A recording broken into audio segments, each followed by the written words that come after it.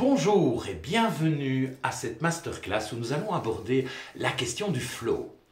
Je vais définir cette notion et puis j'expliquerai ensuite pourquoi c'est si important de trouver l'activité qui nous permet d'atteindre cet état.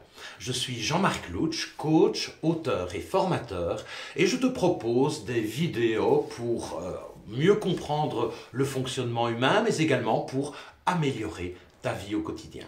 N'hésite pas à t'abonner à ma chaîne YouTube pour plus de contenu. Alors imagine, tu as une activité dans laquelle tu t'investis à fond, tu as un état de concentration très grand, tu sais que l'activité, d'une part, elle te défie assez, mais pas trop, et qu'en même temps, tu es presque certain que tu vas la réussir. Donc il y a donc un sentiment de réussite potentielle très grand. Tu ne vois donc pas le temps passer et tu ne tiens absolument même pas compte de tes autres besoins tant ton état de concentration est fort et puissant. Et bien dans ce cas-là, on peut dire que tu es dans ton état de flow. Où tu es dans ta zone. C'est une autre façon de dire. Ce concept, il a été popularisé dès 1975 par Mihaly Csikszentmihalyi. Pas facile à dire. Et il est super important de le comprendre parce que en termes de développement personnel, mais en termes de bien-être également, c'est un état que l'on a tout intérêt à explorer le plus souvent possible. Lorsqu'on est dans son état de flow, donc dans cet état mental où l'on est complètement plongé dans une activité et qu'on est dans un état maximal de concentration, de plein engagement et de satisfaction, les émotions sont non seulement contenues et elles sont canalisées et en plus elles sont coordonnées avec la tâche. On éprouve le genre de sentiment de la joie, certains parleront même d'extase ou d'état de grâce. Évidemment, lorsque l'on éprouve cela et lorsqu'on est dans son état de flow, eh bien, il y a un sentiment de contrôle et de puissance par rapport à la tâche. Le temps n'existe plus tellement notre état de concentration est fort et puissant. Alors, voilà, ça c'était une petite définition de l'état de flow et maintenant nous allons aborder la deuxième question importante. Pourquoi est-il fondamental de trouver son flow d'une part et d'autre part de le vivre le plus souvent possible?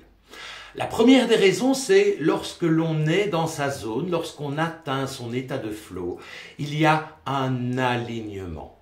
Un alignement à la fois du mental qui est concentré sur la tâche, il y a un alignement du mental avec le cœur puisqu'il y a la satisfaction, le plaisir et la joie, et le corps peut lâcher également tout stress et toute tension.